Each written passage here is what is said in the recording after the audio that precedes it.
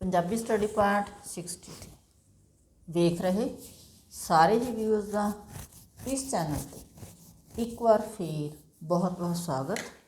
ਮੈਂ ਅਮਰਜੀਤ ਕੌਰ ਅਗਲੀ ਵੀਡੀਓ ਲੈ ਕੇ ਆਪ ਜੀ ਦੇ ਸਾਹਮਣੇ ਪੇਸ਼ ਹੈਗੀ ਹਾਂ। ਇਸ ਵੀਡੀਓ ਵਿੱਚ ਆਪਾਂ ਪੰਜਾਬ ਸਕੂਲ ਸਿੱਖਿਆ ਬੋਰਡ ਦੀ ਪਲੱਸ 2 ਦੀ ਚੋਣਵੀਂ ਪੰਜਾਬੀ ਦੀ ਪਾਠ ਪੁਸਤਕ ਹੈ ਜੋ ਜਿਸ ਦਾ ਨਾਮ ਹੈ ਆਪ ਬੀਤੀਆਂ, ਉਸ ਵਿੱਚ ਅਗਲੇ ਸਾਡੇ ਜੋ ਲੇਖਕ ਹੈਗੇ ਨੇ ਚੌਥੇ ਗੁਰਬਖਸ਼ ਸਿੰਘ ਪ੍ਰੀਤਲੜੀ ਜੀ, ਉਹਨਾਂ ਦਾ ਜੋ ਉਹਨਾਂ ਦੀ ਰਚਨਾ ਹੈ ਉਹਦੇ ਬਾਰੇ ਪੜ੍ਹਨਾ ਹੈਗਾ। ਇਸ ਤੋਂ ਪਹਿਲਾਂ ਆਪਾਂ ਉਹਨਾਂ ਦੀ ਜੀਵਨੀ ਬਾਰੇ ਕੁਝ ਜਾਣ ਲਈਏ। ਅਤੇ ਉਹਨਾਂ ਦਾ ਜਨਮ ਹੋਇਆ ਹੈ 1895 ਈਸਵੀ ਦੇ ਵਿੱਚ, ਅਤੇ ਉਹਨਾਂ ਦਾ ਜਿਹੜਾ ਸਵਰਗਵਾਸ ਹੋਇਆ 1977 ਈਸਵੀ ਦੇ ਵਿੱਚ। ਪਿਤਾ ਦਾ ਨਾਮ ਸ਼੍ਰੀ ਪਿਸ਼ੌਰਾ ਸਿੰਘ ਜੀ ਸੀਗਾ, ਮਾਤਾ ਦਾ ਨਾਮ ਸ਼੍ਰੀਮਤੀ ਮਾਲਣੀ। ਜਨਮ ਸਥਾਨ ਸਿਆਲਕੋਟ, ਇਹ ਹੁਣ ਇਹ ਪਾਕਿਸਤਾਨ ਦੇ ਵਿੱਚ ਹੈਗਾ। ਵਿੱਦਿਆ BSc ਅਤੇ ਸਿਵਲ ਇੰਜੀਨੀਅਰਿੰਗ। ਕੰਮ ਕੀਤਾ ਰੇਲਵੇ ਵਿਭਾਗ ਦੇ ਵਿੱਚ, ਪਹਿਲਾਂ ਇੰਜੀਨੀਅਰ ਵੱਲੋਂ ਕੰਮ ਕੀਤਾ, ਫਿਰ ਸਾਹਿਤ ਰਚਨਾ ਨੂੰ ਮੁੱਖ ਰੁਝਾਨ ਬਣਾ ਲਿਆ। ਕਹਿਣ ਦਾ ਭਾਵ ਵੀ ਉਹਨਾਂ ਨੇ ਆਪਣੀ ਨੌਕਰੀ ਦੀ ਥਾਂ 'ਤੇ ਸਾਹਿਤ ਰਚਨਾ ਹੀ ਕਰਨੀ ਆਰੰਭ ਕਰ ਦਿੱਤੀ। ਪ੍ਰੀਤਲੜੀ ਦੇ ਮੋਢੀ ਸੰਪਾਦਕ ਹੋਣ ਕਰਕੇ ਉਹਨਾਂ ਦੇ ਨਾਂ ਦੇ ਨਾਲ ਪ੍ਰੀਤਲੜੀ ਸ਼ਬਦ ਜੁੜ ਗਿਆ। ਮੁੱਖ ਰਚਨਾਵਾਂ ਕਿਹੜੀਆਂ ਨੇ? ਗੁਰਬਖਸ਼ ਸਿੰਘ ਜੀ ਨੇ ਜਿਹੜੀ ਬਹੁਤੀ ਰਚਨਾ ਕੀਤੀ ਹੈ ਉਹ ਪੰਜਾਬੀ ਵਿੱਚ ਹੀ ਕੀਤੀ ਹੈ। ਕਹਾਣੀਆਂ, ਨਾਵਲ, ਇਕਾਂਗੀ, ਨਾਟਕ ਅਤੇ ਨਿਬੰਧ ਲਿਖੇ ਨੇ। ਉਸਦੀ ਸਭ ਤੋਂ ਵੱਧ ਪ੍ਰਸਿੱਧੀ ਇੱਕ ਵਾਰਤਕ ਲਿਖਾਰੀ ਵਜੋਂ ਹੋਈ ਹੈਗੀ ਆ। ਉਸਨੇ ਕਈ ਸੰਸਾਰ ਪ੍ਰਸਿੱਧ ਪੁਸਤਕਾਂ ਦੇ ਪੰਜਾਬੀ ਵਿੱਚ ਅਨੁਵਾਦ ਵੀ ਕੀਤੇ ਹੈਗੇ ਨੇ, ਅਤੇ ਉਹਨਾਂ ਦੀਆਂ ਮੁੱਖ ਪੰਜਾਬੀ ਦੀਆਂ ਰਚਨਾਵਾਂ ਦਾ ਵੇਰਵਾ ਇਸ ਪ੍ਰਕਾਰ ਹੈ। ਪਹਿਲਾ ਹੈ ਵਾਰਤਕ ਸੰਗ੍ਰਹਿ, ਮਤਲਬ ਇਹ ਜਿਹੜੀਆਂ ਪੁਸਤਕਾਂ ਹੈਗੀਆਂ ਨੇ ਸਾਰੀਆਂ ਇਹਦੇ ਵਿੱਚ ਉਹਨਾਂ ਨੇ ਵਾਰਤਕ ਹੀ ਲਿਖੇ ਨੇ। ਕੁਦਰਤੀ ਮਜ਼੍ਹਬ, ਰੋਜ਼ਾਨਾ ਜ਼ਿੰਦਗੀ ਦੀ ਸਿੱਖਿਆ, ਨਵਾਂ ਸ਼ਿਵਾਲਾ, ਇੱਕ ਦੁਨੀਆ 13 ਸੁਪਨੇ, ਮਨੋਹਰ ਸ਼ਖਸੀਅਤ, ਖੁੱਲ੍ਹਾ ਦਰ, ਪ੍ਰਸੰਨ ਲੰਮੀ ਉਮਰ, ਪਰਮ ਮਨੁੱਖ, ਸਾਵੀਂ ਪੱਧਰੀ ਜ਼ਿੰਦਗੀ, ਸੁਖਾਵੀਂ ਸੁਥਰੀ ਜ਼ਿੰਦਗੀ, ਸਾਡੇ ਵਾਰਸ, ਭਖਦੀ ਜੀਵਨ ਚੰਗਿਆੜੀ, ਸਵੈ ਪੂਰਨਤਾ ਦੀ ਲਗਨ, ਜ਼ਿੰਦਗੀ ਦੀ ਕਵਿਤਾ, ਜ਼ਿੰਦਗੀ ਦੀ ਰਾਸ, ਖੁਸ਼ਹਾਲ ਜੀਵਨ, ਚੰਗੇਰੀ ਦੁਨੀਆ, ਜ਼ਿੰਦਗੀ ਦੀ ਡਾਟ, ਨਵੀਂ ਤਕੜੀ ਦੁਨੀਆ, ਰੀਝਾਂ ਦੀ ਖੱਡੀ। ਕਹਿਣ ਦਾ ਭਾਵ ਇਹਨਾਂ ਨੇ ਕਾਫੀ ਸਾਰਾ ਜਿਹੜਾ ਹੈ ਵਾਰਤਕ ਰਚਨਾ ਕੀਤੀ ਹੈਗੀ ਆ। ਇਸ ਤੋਂ ਇਲਾਵਾ ਉਹਨਾਂ ਨੇ ਪੂਰੇ ਨਾਟਕ ਅਤੇ ਇਕਾਂਗੀ ਸੰਗ੍ਰਹਿ ਲਿਖੇ ਨੇ। ਹੁਣ ਪੂਰੇ ਨਾਟਕ ਅਤੇ ਇਕਾਂਗੀ ਸੰਗ੍ਰਹਿ ਵਿੱਚ ਕੀ ਫਰਕ ਹੁੰਦਾ ਹੈ ਵੀ ਜਿਹੜਾ ਨਾਟਕ ਹੁੰਦਾ ਹੈ ਵੀ ਇੱਕੋ ਕਹਾਣੀ ਹੈ ਚੱਲ ਰਹੀ ਹੈ ਪੂਰੀ ਪੁਸਤਕ ਦੇ ਵਿੱਚ, ਉਹ ਪੂਰਾ ਨਾਟਕ ਹੁੰਦਾ ਆ। ਅਤੇ ਇਕਾਂਗੀ ਸੰਗ੍ਰਹਿ ਦੇ ਵਿੱਚ ਵੱਖੋ ਵੱਖਰੀਆਂ ਇਕਾਂਗੀਆਂ ਹੁੰਦੀਆਂ ਨੇ। ਜਿਵੇਂ ਆਪਾਂ 6 ਛੱਲਾਂ ਦੇਖੀਏ ਤਾਂ ਇਕਾਂਗੀ ਸੰਗ੍ਰਹਿ ਹੈਗਾ, ਅਤੇ ਜਿਹੜਾ ਕਲਰ ਹੈ ਉਹ ਪੂਰਾ ਨਾਟਕ ਹੈਗਾ। ਠੀਕ ਹੈ। ਰਾਜਕੁਮਾਰੀ ਲਤਿਕਾ, ਪ੍ਰੀਤਮਣੀ, ਪ੍ਰੀਤ ਮੁਕਟ, ਪੂਰਬ ਪੱਛਮ, ਕੋਦਰੇ ਦੀ ਰੋਟੀ, ਸਾਡੀ ਹੋਣੀ ਦਾ ਲਿਸ਼ਕਾਰ। ਇਸ ਤੋਂ ਇਲਾਵਾ ਕਹਾਣੀ ਸੰਗ੍ਰਹਿ ਵੀ ਨੇ ਉਹਨਾਂ ਦੇ, ਅਤੇ ਉਹਨਾਂ ਦੇ ਹੈਡਿੰਗਸ ਕਿਹੜੇ ਨੇ? ਪ੍ਰੀਤ ਕਹਾਣੀਆਂ, ਅਨੋਖੇ ਤੇ ਇਕੱਲੇ, ਨਾਗ ਪ੍ਰੀਤ ਦਾ ਜਾਦੂ, ਵੀਣਾ ਵਿਨੋਦ, ਭਾਬੀ ਮੈਨਾ ਅਤੇ ਹੋਰ ਕਹਾਣੀਆਂ, ਅਸਮਾਨੀ ਮਹਾਨਦੀ, ਪ੍ਰੀਤਾਂ ਦੀ ਪਹਿਰੇਦਾਰ, ਜ਼ਿੰਦਗੀ ਵਾਰਸ ਹੈ, ਸ਼ਬਨਮ, ਮੇਰੀ ਗੁਲਬਦਨ, ਰੰਗ ਸਹਿਕ ਦਾ ਦਿਲ, ਇਸ਼ਕ ਜਿਨ੍ਹਾਂ ਦੇ ਹੱਡੀਂ ਰਚਿਆ। ਨਾਵਲ ਹੈ ਉਹਨਾਂ ਦਾ ਅਣਵਿਆਹੀ ਮਾਂ ਅਤੇ ਰੁੱਖਾਂ ਦੀ ਜ਼ਿਰਾਂਦ। ਸਫ਼ਰਨਾਮਾ, ਦੁਨੀਆ ਇੱਕ ਮਹੱਲ ਹੈ। ਅਨੁਵਾਦ ਕੀਤੇ ਨੇ ਜਿਹੜੇ ਉਹਨਾਂ ਨੇ ਏਸ਼ੀਆ ਦਾ ਚਾਨਣ, ਐਡਵਿਨ ਆਰਨਲਡ ਦੀ ਬੁੱਕ ਸੀ ਇਹ, ਉਹ ਤੋਂ ਇਹਨੇ ਅਨੁਵਾਦ ਕੀਤਾ ਹੈਗਾ। ਸੁਪਨੇ, ਆਲਫ ਸਰੀਨਰ ਦਾ ਸੀਗਾ ਇਹ ਰਾਈਟਰ ਸੀਗਾ ਇਹ। ਮਾਂ ਗੋਰਕੀ ਦਾ ਲਿਖਿਆ ਹੋਇਆ ਸੀਗਾ। ਘਾਹ ਦੀਆਂ ਪੱਤੀਆਂ ਵਾਲਟ ਵਿਟਮੈਨ ਦਾ ਲਿਖਿਆ ਹੋਇਆ ਸੀ ਇਹ।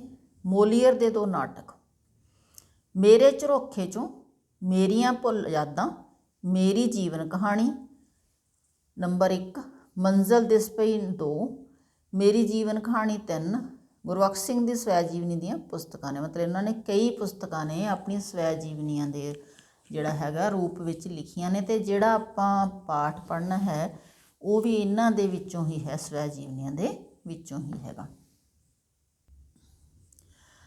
ਹਥਲੀ ਜਿਹੜੀ ਪਾਠ ਪੁਸਤਕ ਹੈ, ਜਿਹੜੀਆਂ ਆਪ ਬੀਤੀਆਂ ਮਤਲਬ ਆਪਾਂ ਪੜ੍ਹ ਰਹੇ ਹੈਗੇ ਹਾਂ, ਇਸ ਵਿਚਲਾ ਪਾਠ ਹੈ ਗੁਰਬਖਸ਼ ਸਿੰਘ ਦੀ ਸਵੈ ਜੀਵਨੀ ਮੇਰੀ ਜੀਵਨ ਕਹਾਣੀ ਨੰਬਰ 1, ਸੰਨ 1895 ਤੋਂ ਲੈ ਕੇ 1924 ਵਿੱਚੋਂ ਲਿਆ ਗਿਆ। ਕਹਿਣ ਦਾ ਭਾਵ ਕੀ ਹੈ, ਉਹਨਾਂ ਨੇ ਮੇਰੀ ਜੀਵਨ ਕਹਾਣੀ 2 ਜਿਲਦਾਂ ਦੇ ਛਾਪੀ ਹੈ, ਜਿਹੜੀ ਪਹਿਲੀ ਜਿਲਦ ਦੇ ਵਿੱਚੋਂ ਇਹ ਭਾਗ ਲਿਆ ਗਿਆ ਹੈਗਾ। ਇਸ ਪਾਠ ਤੋਂ ਗੁਰਬਖਸ਼ ਸਿੰਘ ਦੀ ਸਿਹਤਮੰਦ ਜੀਵਨ ਦ੍ਰਿਸ਼ਟੀ, ਮਨੁੱਖੀ ਸੰਬੰਧਾਂ ਦੀ ਸਮਝ ਅਤੇ ਸੋਹਜ ਲਈ ਪਿਆਰ ਦਾ ਪਤਾ ਲੱਗਦਾ ਹੈ। ਆਪਣੀ ਗੱਲ ਕਹਿਣ ਦੇ ਨਾਲ ਨਾਲ ਕੀਤੀਆਂ ਹੋਈਆਂ ਅਨੇਕਾਂ ਢੁਕਵੀਆਂ ਭਾਵਪੂਰਤ ਟਿੱਪਣੀਆਂ ਉਸ ਦੇ ਜੀਵਨ ਫਲਸਫੇ ਨੂੰ ਦਰਸਾਉਂਦੀਆਂ ਨੇ। ਮੇਰੀ ਜੀਵਨ ਕਹਾਣੀ ਦੇ ਆਰੰਭ ਦੇ ਵਿੱਚ ਦਿੱਤੇ ਗੁਰਬਖਸ਼ ਸਿੰਘ ਦੇ ਸ਼ਬਦਾਂ ਵਿੱਚੋਂ ਇੱਕ ਟੂਕ ਬਹੁਤ ਹੀ ਧਿਆਨਯੋਗ ਹੈ। ਆਪਣੀ ਜੀਵਨ ਕਹਾਣੀ ਲਿਖਣ ਦੀ ਗੁਸਤਾਖੀ ਮੈਂ ਕਦੇ ਨਾ ਕਰ ਸਕਦਾ ਜੇ ਇਹ ਕਹਾਣੀ ਬਹੁਤੀ ਦੂਜਿਆਂ ਦੀ ਕਹਾਣੀ ਨਾ ਹੁੰਦੀ। ਮੇਰੇ ਵਾਹ ਵਿੱਚ ਅਨੇਕਾਂ ਅਸਾਧਾਰਨ ਚੰਗੀਆਂ ਆਤਮਾਵਾਂ ਆਈਆਂ ਨੇ, ਜਿਨ੍ਹਾਂ ਨੇ ਮੇਰੀਆਂ ਔਗਣ ਰੁਚੀਆਂ ਘਟਾਈਆਂ ਨੇ। ਹੁਣ ਔਗਣ ਰੁਚੀਆਂ ਕੀ ਹੁੰਦੀਆਂ ਨੇ, ਵੀ ਜਿਹੜੇ ਮੇਰੇ ਔਗਣ ਸੀਗੇ, ਅਤੇ ਮੈਨੂੰ ਚੰਗੇ ਹੋਣ ਲਈ ਪ੍ਰੇਰਿਆ ਹੈ। ਇਹਨਾਂ ਸਾਰੇ ਚੰਗੇ ਅਤੇ ਪਿਆਰੇ ਲੋਕਾਂ ਨਾਲ ਤੁਹਾਡੀ ਜਾਣ ਪਛਾਣ ਕਰਾਉਣ ਲਈ ਮੈਂ ਇਹ ਕਹਾਣੀ ਲਿਖੀ ਹੈ। ਹੁਣ ਇਸ ਸਾਰਾ ਜੋ ਵਿਚਾਰ ਲਿਖੀ ਹੈ ਉਹਦਾ ਕੀ ਭਾਵ ਹੈਗਾ ਕਿ ਗੁਰਬਖਸ਼ ਸਿੰਘ ਜੀ ਨੂੰ ਲੱਗਦਾ ਹੈ ਕਿ ਮੇਰਾ ਆਪਣਾ ਜੀਵਨ ਕੋਈ ਬਹੁਤ ਇੰਨਾ ਵਧੀਆ ਨਹੀਂ ਵੀ ਜਿਹਦੇ ਬਾਰੇ ਮੈਂ ਲਿਖਾਂ। ਉਹ ਕਹਿੰਦਾ ਵੀ ਮੇਰੀ ਜ਼ਿੰਦਗੀ ਦੇ ਵਿੱਚ ਆਉਣ ਵਾਲੇ ਲੋਕ ਇੰਨੇ ਵਧੀਆ ਨੇ, ਮੇਰਾ ਜੀਅ ਕਰਦਾ ਮੈਂ ਉਹਨਾਂ ਬਾਰੇ ਲਿਖਾਂ, ਕਿਉਂਕਿ ਉਹਨਾਂ ਨੇ ਮੇਰੀ ਜ਼ਿੰਦਗੀ ਦੇ ਵਿੱਚੋਂ ਔਗਣ ਘਟਾਏ, ਗੁਣ ਪੈਦਾ ਕਰਨ ਦੀ ਕੋਸ਼ਿਸ਼ ਕੀਤੀ, ਤਾਂ ਉਹਨਾਂ ਲੋਕਾਂ ਬਾਰੇ ਲਿਖਣਾ ਮੈਨੂੰ ਜ਼ਿਆਦਾ ਚੰਗਾ ਲਿਖਿਆ ਹੈਗਾ। ਤਾਂ ਉਹ ਕਹਿੰਦੇ ਮੈਂ ਇਸ ਕਰਕੇ ਆਪਣੀ ਜੀਵਨ ਕਹਾਣੀ ਲਿਖੀ ਹੈ। ਇਸ ਤੋਂ ਪਹਿਲਾਂ ਕਿ ਆਪਾਂ ਇਸ ਰਚਨਾ ਦਾ ਮੂਲ ਪਾਠ ਕਰੀਏ, ਬਹੁਤ ਹੀ ਇੰਪੋਰਟੈਂਟ ਪ੍ਰਸ਼ਨ ਪੁੱਛਣਾ ਹੈ, ਕਿਉਂਕਿ ਮੈਨੂੰ ਲੱਗਦਾ ਹੁੰਦਾ ਹੈ ਵੀ ਆਪਾਂ ਥੋੜ੍ਹੀ ਜਿਹੀ ਕਦੇ ਕਦੇ ਨੀਰਸ ਗੱਲਾਂ ਹੀ ਕਰਦੇ ਹਾਂ। ਅਤੇ ਅੱਜ ਨਵਾਂ ਸਾਲ 2024 ਸ਼ੁਰੂਆਤ ਹੋਈ ਹੈਗੀ ਆ, ਅਤੇ ਤੁਹਾਡੇ ਵਿੱਚੋਂ ਕੀ ਕੋਈ ਦੱਸ ਸਕਦਾ ਹੈ ਵੀ ਇਸ ਸਾਲ ਦੀ ਬਾਕੀ ਸਾਲਾਂ ਨਾਲੋਂ ਕੀ ਵੱਖਰਤਾ ਹੈ? ਠੀਕ ਹੈ, ਇਸ ਸਵਾਲ ਦਾ ਜਵਾਬ ਆਪਣੇ ਕਮੈਂਟ ਬਾਕਸ ਦੇ ਵਿੱਚ ਜ਼ਰੂਰ ਦੇਣਾ ਵੀ ਬਾਕੀ ਸਾਲਾਂ ਨਾਲੋਂ ਇਸ ਦੇ ਵਿੱਚ ਕੀ ਫਰਕ ਹੈਗਾ। ਕੋਈ ਫਰਕ ਹੈਗਾ ਤੁਸੀਂ ਦੱਸਣਾ ਹੈ ਵੀ ਕੀ ਫਰਕ ਹੈਗਾ। ਹੁਣ ਜੋ ਅਸੀਂ ਪੜ੍ਹਨਾ ਹੈ ਇਹਨਾਂ ਦਾ ਲਿਖਿਆ ਹੋਇਆ ਭਾਗ, ਵਾਰਤਕ ਭਾਗ ਗੁਰਬਖਸ਼ ਸਿੰਘ ਪ੍ਰੀਤਲੜੀ ਜੀ ਦਾ, ਉਹਦਾ ਨਾਂ ਹੈ ਮਨੁੱਖ ਨਾਲ ਮਨੁੱਖ ਦਾ ਮੇਲ, ਜ਼ਿੰਦਗੀ ਦੀ ਮਹਾਨ ਘਟਨਾ ਹੁੰਦੀ ਹੈ। ਹੈਡਿੰਗ ਬਹੁਤ ਵੱਡਾ ਲਿਖਿਆ ਵੈਸੇ ਇਹਨੇ ਰਾਈਟਰ ਨੇ। ਤਾਂ ਇਹਦਾ ਭਾਵ ਕੀ ਹੈਗਾ ਕਿ ਕਈ ਵਾਰੀ ਅਸੀਂ ਕਿਸੇ ਮਨੁੱਖ ਨੂੰ ਅਚਾਨਕ ਮਿਲਦੇ ਹਾਂ ਅਤੇ ਉਹ ਜ਼ਿੰਦਗੀ ਦੀ ਮਹਾਨ ਘਟਨਾ ਬਣ ਜਾਂਦਾ ਹੈ। ਤਾਂ ਉਹਦੇ ਬਾਰੇ ਦੱਸਿਆ ਹੈ ਲੇਖਕ ਨੇ। ਸਵਿਟਜ਼ਰਲੈਂਡ ਦੇ ਸ਼ਹਿਰ ਜ਼ਿਊਰਿਖ ਜਾ ਰਿਹਾ ਸਾਂ।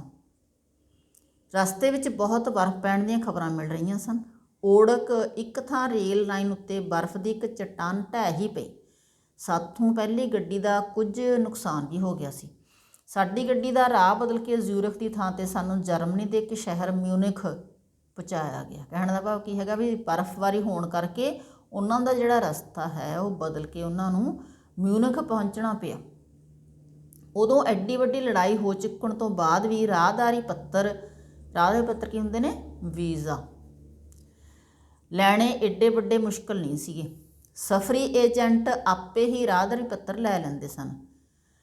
ਜਰਮਨੀ ਤੋਂ ਇੱਕ ਵਾਰ ਨਿਕਲ ਜਾਣ ਬਾਅਦ ਮੈਨੂੰ ਫਿਰ ਜਰਮਨੀ ਵਿੱਚ ਹੀ ਦਾਖਲ ਹੋਣਾ ਪਿਆ ਸੀ, ਕਿਉਂਕਿ ਕਾਰਨ ਕੀ ਸੀਗਾ ਵੀ ਉਹਨਾਂ ਨੂੰ ਰਸਤਾ ਬਦਲਣਾ ਪੈ ਗਿਆ ਸੀਗਾ। ਠੀਕ ਹੈ, ਅਤੇ ਤਾਂ ਵੀ ਕੋਈ ਆਫਤ ਨਾ ਆਈ ਗਈ ਸਮਝੀ ਗਈ। ਮਤਲਬ ਕੀ ਹੈਗਾ ਵੀ ਉਹਨੂੰ ਆਸਾਨੀ ਨਾਲ ਉਹ ਜਰਮਨੀ ਦੇ ਵਿੱਚ ਦਾਖਲ ਹੋ ਗਏ। ਲੜਾਈ ਸ਼ੁਰੂ ਹੋਣ ਤੋਂ ਪਹਿਲਾਂ ਰਾਹਦਾਰੀ ਪੱਤਰ ਲੈਣੇ ਇਦੋਂ ਵੀ ਸੁਖਾਲੇ ਦੱਸੇ ਜਾਂਦੇ ਸਨ। ਤਾਂ ਹੁਣ ਕੀ ਕਹਿੰਦਾ ਵੀ ਜਦੋਂ ਜਿਹੜੀ ਲੜਾਈ ਹੋਈ ਹੈਗੀ ਆ, ਇਹ ਦੂਜੀ ਵੱਡੀ ਸੰਸਾਰ ਜੰਗ ਦੀ ਗੱਲ ਕਰ ਰਿਹਾ ਹੈਗਾ, ਵੀ ਉਸ ਤੋਂ ਪਹਿਲਾਂ ਜਿਹੜੇ ਹੈਗੇ ਨੇ ਵੀਜ਼ੇ ਲੈਣੇ ਹੋਰ ਵੀ ਸੌਖੇ ਹੁੰਦੇ ਸੀਗੇ। ਕਦੇ ਸਾਰੀ ਦੁਨੀਆ ਹਰ ਕਿਸੇ ਦਾ ਆਪਣਾ ਦੇਸ਼ ਹੋਵੇ। ਹੁਣ ਇਹ ਮਨੁੱਖ ਹੈ ਜਿਹੜਾ ਲੇਖਕ ਹੈ, ਉਹ ਇੱਕ ਸੁਪਨਾ ਜਿਹਾ ਲੈਂਦਾ ਹੈ, ਸੋਚਦਾ ਹੈ ਵੀ ਕਾਸ਼ ਇਸ ਤਰ੍ਹਾਂ ਹੋ ਸਕਦਾ ਵੀ ਸਾਰੀ ਦੁਨੀਆ ਹੀ ਹਰੇਕ ਕਿਸੇ ਦਾ ਆਪਣਾ ਦੇਸ਼ ਹੋਵੇ।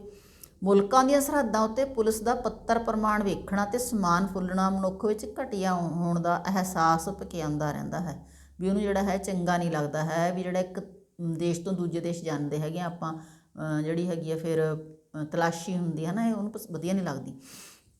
ਅਤੇ ਮਨੁੱਖ ਹੋਣ ਦਾ ਪੂਰਾ ਸਵਾਦ ਮਨੁੱਖ ਨੂੰ ਉਦੋਂ ਹੀ ਆਵੇਗਾ ਜਦੋਂ ਮਨੁੱਖ ਦੇ ਮੂੰਹ ਦਾ ਲਫ਼ਜ਼ ਲਿਖੇ ਹੋਏ ਅਸ਼ਟਾਮ ਨਾਲੋਂ ਵਧੇਰੇ ਇਤਬਾਰੀ ਗਿਣਿਆ ਜਾਵੇਗਾ ਅਤੇ ਕਿਸੇ ਪਾਸਪੋਰਟ ਜਾਂ ਰਾਹਦਾਰੀ ਪੱਤਰ ਦੀ ਲੋੜ ਨਹੀਂ ਰਹੇਗੀ। ਤਾਂ ਹੁਣ ਲੇਖਕ ਉਸ ਸਮੇਂ ਦਾ ਇੰਤਜ਼ਾਰ ਕਰਦਾ ਹੈ ਵੀ ਜਦੋਂ ਜਿਹੜੇ ਮਨੁੱਖ ਜੋ ਬੋਲੂਗਾ ਉਹ ਲਿਖੇ ਹੋਏ ਨਾਲੋਂ ਵੀ ਜ਼ਿਆਦਾ ਇਤਬਾਰਯੋਗ ਹੋਵੇਗਾ। ਹੁਣ ਇਹਦਾ ਮਤਲਬ ਕੀ ਹੈ, ਜੇ ਮਨੁੱਖ ਸੱਚ ਬੋਲੂਗਾ ਤਾਂ ਹੀ ਕੋਈ ਇਤਬਾਰ ਕਰੂਗਾ ਨਾ। ਅਤੇ ਫਿਰ ਕਹਿੰਦਾ ਅਜਿਹੇ ਮਨੁੱਖ ਨੂੰ ਫਿਰ ਪਾਸਪੋਰਟ ਜਾਂ ਫਿਰ ਵੀਜ਼ੇ ਦੀ ਲੋੜ ਨਹੀਂ ਹੋਵੇਗੀ। ਮੈਨੂੰ ਸਾਰੇ ਮੁਲਕਾਂ ਦੇ ਲੋਕ ਬੜੇ ਚੰਗੇ ਚੰਗੇ ਲੱਗੇ, ਸਾਰੀਆਂ ਧਰਤੀਆਂ ਬੜੀਆਂ ਪਿਆਰੀਆਂ ਲੱਗੀਆਂ, ਪਰ ਹਫ਼ਤੇ 2 ਹਫ਼ਤੇ ਜਿਹੜਾ ਹੈ ਪੁਲਿਸੀ ਪੜਤਾਲ ਛੱਕੀ ਸਮਝ ਜਾਣ ਦੀ ਬੇਅਰਾਮੀ ਪੈਦਾ ਕਰ ਦਿੰਦੀ ਸੀ। ਹੁਣ ਵੀ ਕੀ ਸੀ, ਹਫ਼ਤੇ 2 ਹਫ਼ਤੇ ਪਿੱਛੋਂ ਫਿਰ ਪੁਲਿਸ ਪੜਤਾਲ ਕਰਦੀ ਸੀਗੀ ਅਤੇ ਫਿਰ ਕਹਿੰਦਾ ਇਹਦੇ ਨਾਲ ਫਿਰ ਕਹਿੰਦਾ ਮਨ ਦੇ ਵਿੱਚ ਬੇਅਰਾਮੀ ਪੈਦਾ ਹੋ ਜਾਂਦੀ ਸੀ। ਮਨੁੱਖੀ ਆਤਮਾ ਨੂੰ ਚੁੜਿੱਤਣ ਦੇਣ ਲਈ ਪ੍ਰਦੇਸਾਂ ਵਿੱਚ ਹਮਦਰਦੀ ਭਰਿਆ ਸਫ਼ਰ ਬੜਾ ਹੀ ਸਫਲ ਸਾਧਨ ਹੈ। ਉਹ ਕਹਿੰਦਾ ਵੀ ਜਿਹੜਾ ਮਨੁੱਖ ਦੀ ਆਤਮਾ ਹੈ ਉਸ ਨੂੰ ਚੌੜਿਆਂ ਕਰਨ ਲਈ, ਭਾਵ ਮਤਲਬ ਉਹਦੀ ਆਤਮਾ ਨੂੰ ਆਜ਼ਾਦ ਰੱਖਣ ਲਈ, ਭਾਵ ਉਹਦੇ ਵਿਚਾਰ ਖੁੱਲ੍ਹੇ ਰੱਖਣ ਦੇ ਲਈ ਕਹਿੰਦਾ ਵੀ ਪ੍ਰਦੇਸਾਂ ਦੇ ਵਿੱਚ ਹਮਦਰਦੀ ਭਰਿਆ ਸਫ਼ਰ ਇੱਕ ਸਫਲ ਸਾਧਨ ਹੁੰਦਾ ਹੈ। 2 ਦਿਨ ਪਛੜ ਕੇ ਮੈਂ ਜ਼ਿਊਰਿਖ ਪੁੱਜਿਆ। ਹੁਣ ਕਾਰਨ ਕੀ ਸੀਗਾ ਵੀ ਉਹਨੂੰ ਡਾਇਰੈਕਸ਼ਨ ਚੇਂਜ ਕਰਨੀ ਪਈ ਸੀ ਨਾ ਬਰਫ਼ ਕਰਕੇ। ਇੱਥੇ ਐਲਜੀ ਦੀ ਤਾਰ ਮੇਰੀ ਸੁੱਖ ਪੁੱਛ ਰਹੀ ਸੀ। ਹੁਣ ਐਲਜੀ ਕੌਣ ਆ, ਕੋਈ ਉਹਦੀ ਰਿਲੇਟਿਵ ਹੈਗੀ ਆ ਅਤੇ ਉਹਨੇ ਤਾਰ ਉਹਨੂੰ ਟੈਲੀਗ੍ਰਾਮ ਕਰਕੇ ਉਹਦਾ ਸੁੱਖ ਸਾਂਦ ਪੁੱਛੀ ਹੋਈ ਸੀਗੀ।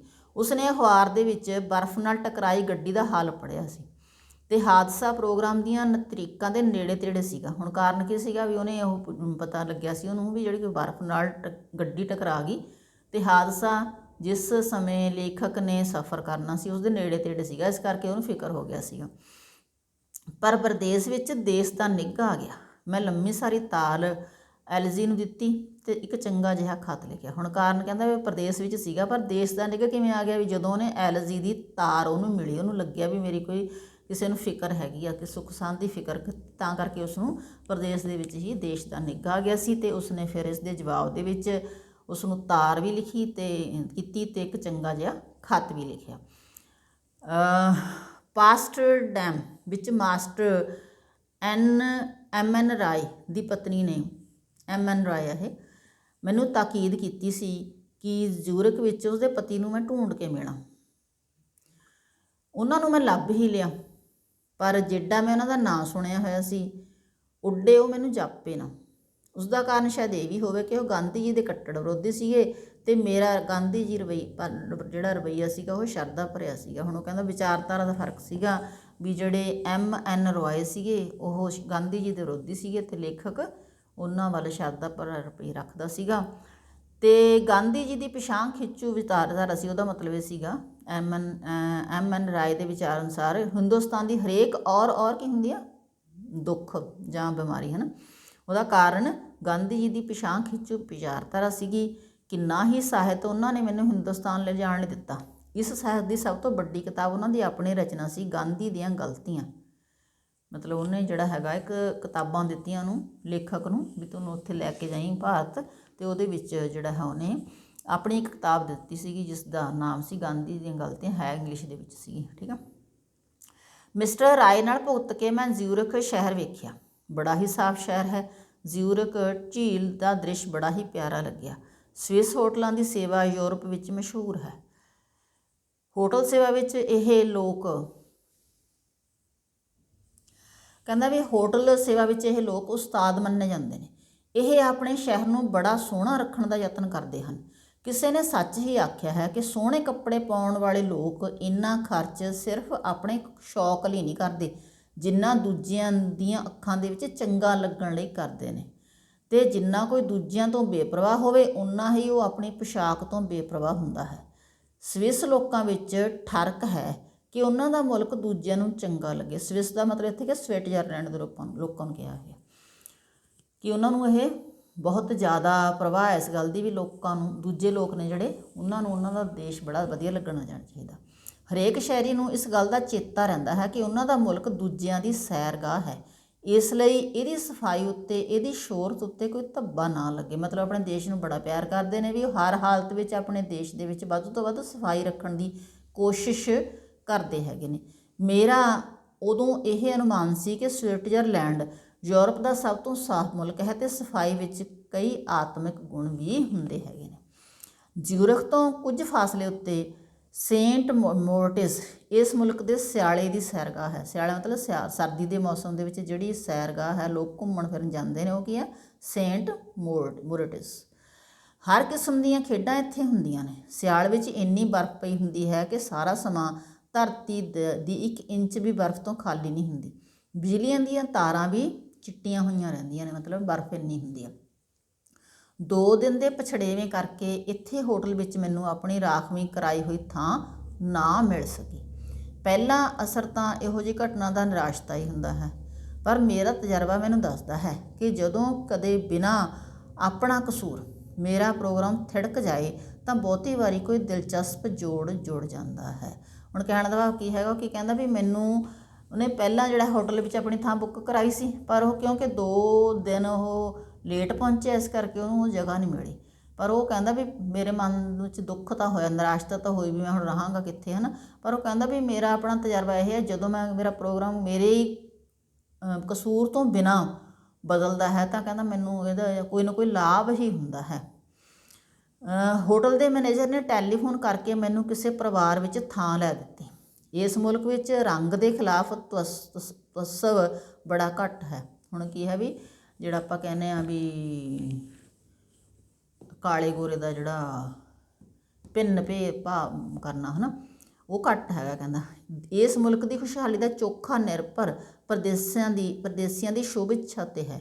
ਸਵਿਸ ਲੋਕਾਂ ਦੀ ਆਪਣੀ ਸ਼ੁਭ ਇੱਛਾ ਅਤੇ ਸੇਵਾ ਹਰ ਮੁਲਕ ਤੇ ਤੋਂ ਯਾਤਰੂ ਨੂੰ ਖਿੱਚ ਲਿਆਉਂਦੀ ਹੈ। ਹੁਣ ਕਾਰਨ ਕੀ ਹੈਗਾ ਵੀ ਇੱਥੇ ਦੀ ਖੁਸ਼ਹਾਲੀ ਹੈ ਜਿਹੜੀ, ਉਹ ਲੋਕ ਜਿਹੜੇ ਇੱਥੇ ਸਫ਼ਰ ਕਰਨ ਜਾਂਦੇ ਨੇ, ਉੱਥੇ ਸੈਰ ਕਰਨ ਜਾਂਦੇ ਨੇ, ਉਹਨਾਂ 'ਤੇ ਨਿਰਭਰ ਕਰਦੀ ਹੈ। ਇਸ ਕਰਕੇ ਹੀ ਜਿਹੜੇ ਸਵਿਟਜ਼ਰਲੈਂਡ ਦੇ ਲੋਕ ਨੇ ਉਹ ਲੋਕਾਂ ਪ੍ਰਤੀ ਜਿਹੜਾ ਹੈ ਵਧੀਆ ਵਰਤਾਓ ਰੱਖਦੇ ਹੈਗੇ ਨੇ।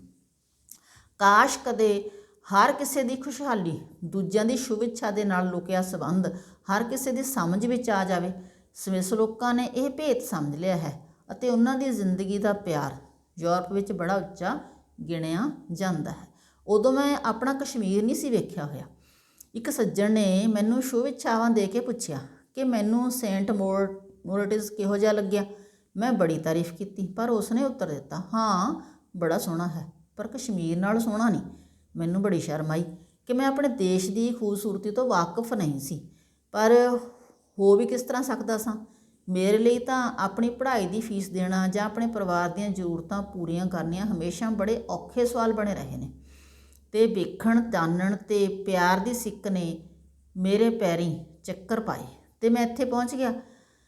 ਇਹ ਸਿੱਕ ਮੈਨੂੰ ਕਦੇ ਕਸ਼ਮੀਰ ਦੀਆਂ ਸੋਹਣੀਆਂ ਵਾਦੀਆਂ ਵਿੱਚ ਵੀ ਲੈ ਜਾਵੇਗੀ, ਮੈਂ ਆਸ ਕੀਤੀ। ਹੁਣ ਲੇਖਕ ਕਹਿੰਦਾ ਵੀ ਮੈਂ ਉਦੋਂ ਤੱਕ ਕਸ਼ਮੀਰ ਦੇਖਿਆ ਨਹੀਂ ਸੀਗਾ। ਕਹਿੰਦਾ ਫਿਰ ਮੇਰੇ ਮਨ ਦੇ ਵਿੱਚ ਇੱਛਾ ਆਈ ਵੀ ਕਦੇ ਨਾ ਕਦੇ ਜ਼ਰੂਰ ਮੈਂ ਕਸ਼ਮੀਰ ਜਾਵਾਂਗਾ।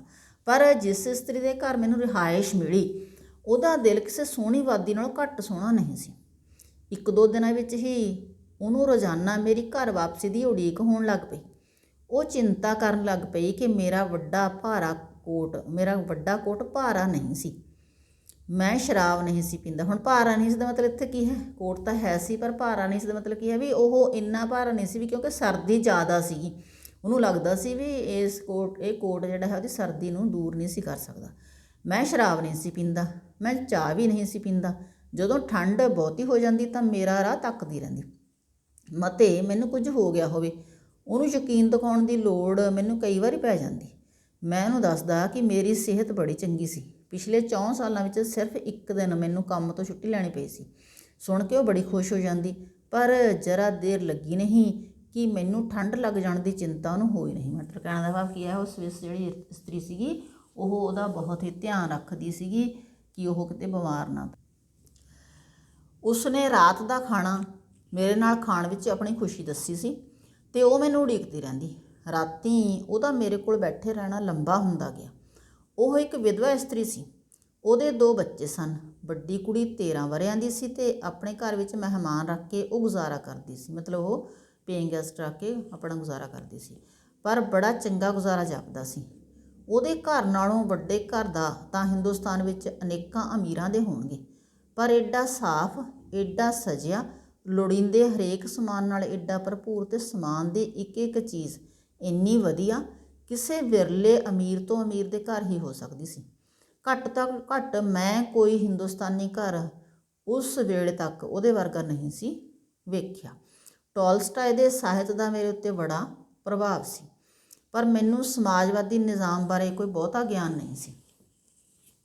ਮੇਰੇ ਦਿਲ ਵਿੱਚ ਸਵਿਸ ਨਿਜ਼ਾਮ ਦੀ ਬੜੀ ਕਦਰ ਪੈਦਾ ਹੋ ਗਈ, ਜਿਸ ਦੇ ਜ਼ਰੀਏ ਲੋਕਾਂ ਦਾ ਜੀਵਨ ਪੱਧਰ ਐਡਾ ਉੱਚਾ ਹੋ ਗਿਆ ਸੀ, ਖਾਸ ਕਰ ਜਦੋਂ ਸਵਿਟਜ਼ਰਲੈਂਡ ਕੋਈ ਸਾਮਰਾਜੀ ਦੇਸ਼ ਨਹੀਂ ਸੀ। ਇਸ ਦਾ ਕਿਸੇ ਏਸ਼ੀਆਈ ਮੁਲਕ ਉੱਤੇ ਕਬਜ਼ਾ ਨਹੀਂ ਸੀ। ਸਾਮਰਾਜੀ ਦੇਸ਼ ਦਾ ਮਤਲਬ ਕੀ ਹੁੰਦਾ ਵੀ ਇੱਕ ਅਜਿਹਾ ਦੇਸ਼ ਜਿਹੜਾ ਦੂਜਿਆਂ ਉੱਤੇ ਕਬਜ਼ਾ ਕਰਨਾ ਪਸੰਦ ਕਰਦਾ ਹੋਵੇ, ਦੂਜਿਆਂ ਨੂੰ ਆਪਣੇ ਅਧਿਕਾਰ 'ਚ ਲੈ ਲੈਣ, ਉਹ ਆਪਣਾ ਹੀ ਮਤਲਬ ਆਪਣੀ ਮੌਜ ਦੇ ਵਿੱਚ ਰਹਿੰਦੇ ਸੀਗੇ, ਹੈ ਨਾ। ਅਤੇ ਇੱਥੇ ਮੈਨੂੰ ਸਭ ਵੇਖੇ ਹੋਏ ਮੁਲਕਾਂ ਵਿੱਚੋਂ ਘੱਟ ਗਰੀਬੀ ਦਿਸੀ। ਇਉਂ ਵੀ ਕਹਿ ਸਕਦਾ ਹਾਂ ਕਿ ਉਸ ਥੋੜ੍ਹੇ ਸਮੇਂ ਵਿੱਚ ਮੈਂ ਕੋਈ ਗਰੀਬ ਮਨੁੱਖ ਉੱਥੇ ਨਹੀਂ ਵੇਖਿਆ। ਜਿਸ ਘਰ ਵਿੱਚ ਵੀ ਵੜਿਆ ਉਹ ਮੈਨੂੰ ਬੜਾ ਚੰਗਾ ਦਿਸਿਆ। ਕੋਈ ਕੰਗਾਲ ਕੋਠੜੀ ਮੇਰੇ ਵੇਖਣ ਵਿੱਚ ਨਾ ਆਈ। ਹੋਰਨਾਂ ਮੁਲਕਾਂ ਵਿੱਚ ਭਾਵੇਂ ਮੈਂ ਇੱਕ ਹਫ਼ਤਾ ਹੀ ਰਿਹਾ ਹੋਵਾਂ, ਗਰੀਬੀ ਮੈਨੂੰ ਦਿਸ ਹੀ ਪੈਂਦੀ ਸੀ।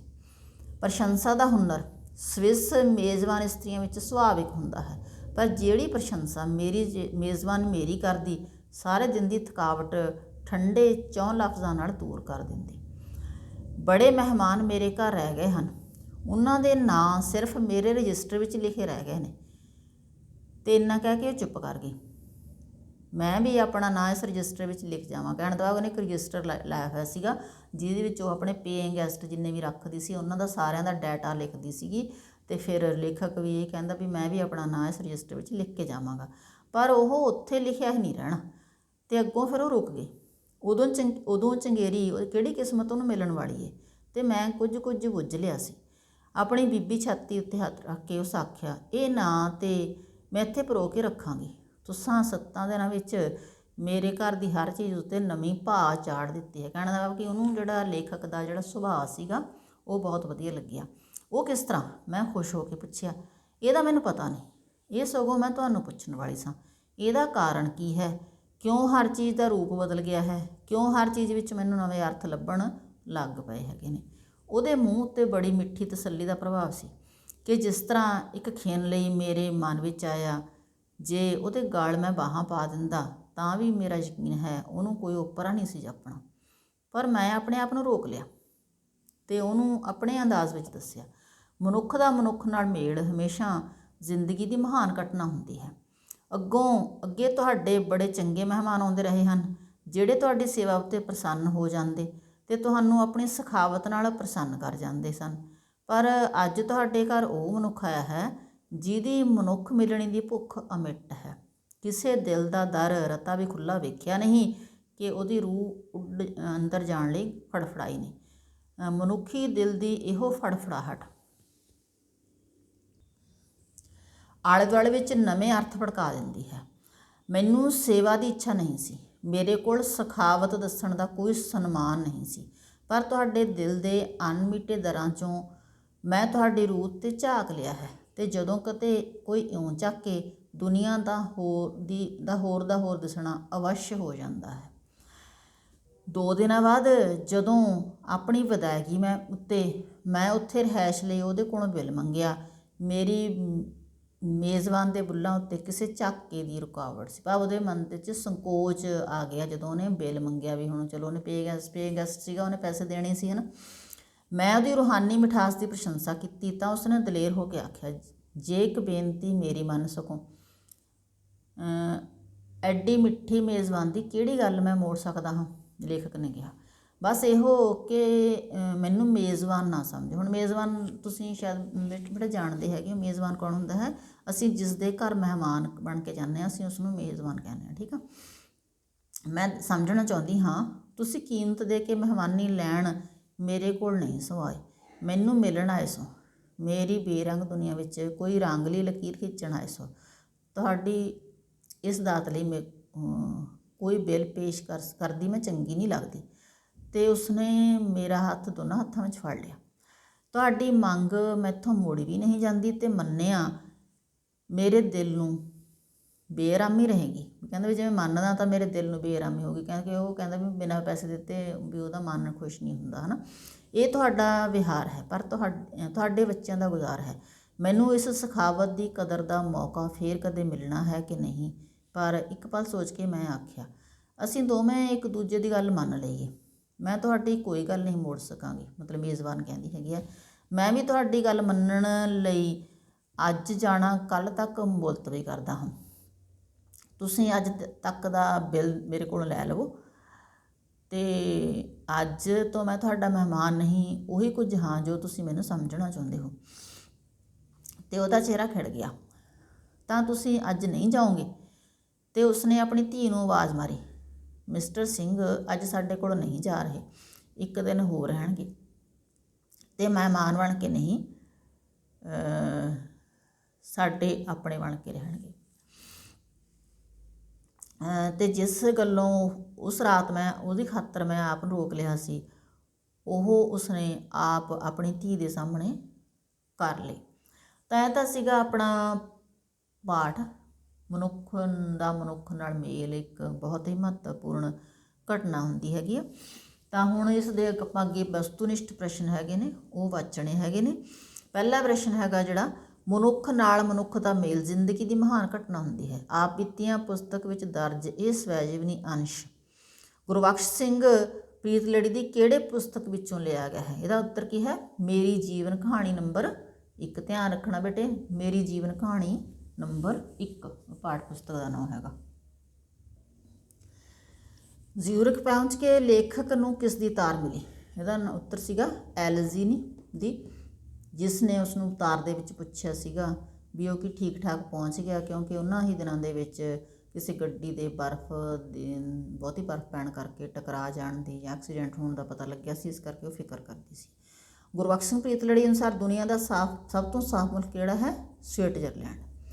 ਗੁਰਬਖਸ਼ ਸਿੰਘ ਪ੍ਰੀਤਲੜੀ ਨੂੰ ਆਪਣੀ ਸਵਿਸ ਮੇਜ਼ਬਾਨ ਬਿਲਕੁਲ ਚੰਗੀ ਨਹੀਂ ਸੀ ਲੱਗਦੀ। ਇਹ ਕੀ ਹੈ? ਗਲਤ ਹੈਗਾ, ਕਿਉਂਕਿ ਉਹਨੂੰ ਤਾਂ ਬਹੁਤ ਚੰਗੀ ਲੱਗਦੀ ਸੀ। ਠੀਕ ਹੈ। ਗੁਰਬਖਸ਼ ਸਿੰਘ ਪ੍ਰੀਤਲੜੀ ਉੱਤੇ ਟਾਲਸਟਾਏ ਦੇ ਸਾਹਿਤ ਦਾ ਬਹੁਤ ਪ੍ਰਭਾਵ ਸੀ। ਇਹ ਕੀ ਹੈ? ਸਹੀ ਹੈ। ਜਿੰਨਾ ਕੋਈ ਦੂਜਿਆਂ ਤੋਂ ਬੇਪਰਵਾਹ ਹੋਵੇ ਉਨਾ ਹੀ ਉਹ ਆਪਣੀ ਪੋਸ਼ਾਕ ਤੋਂ ਬੇਪਰਵਾਹ ਹੁੰਦਾ ਹੈ। ਇਹ ਕੀ ਹੈ? ਕਥਨ ਸਹੀ ਹੈਗਾ। ਜ਼ਿਊਰਿਖ ਤੋਂ ਕੁਝ ਫਾਸਲੇ ਉੱਤੇ ਸੇਂਟ ਮੋਰਿਟਸ ਇਸ ਮੁਲਕ ਦੀ ਸਿਆਲੇ ਦੀ ਸੈਰਗਾਹ ਹੈ। ਇਹਦਾ ਖਾਲਿਸਤਾਨ ਭਰਨਾ ਸੀਗਾ।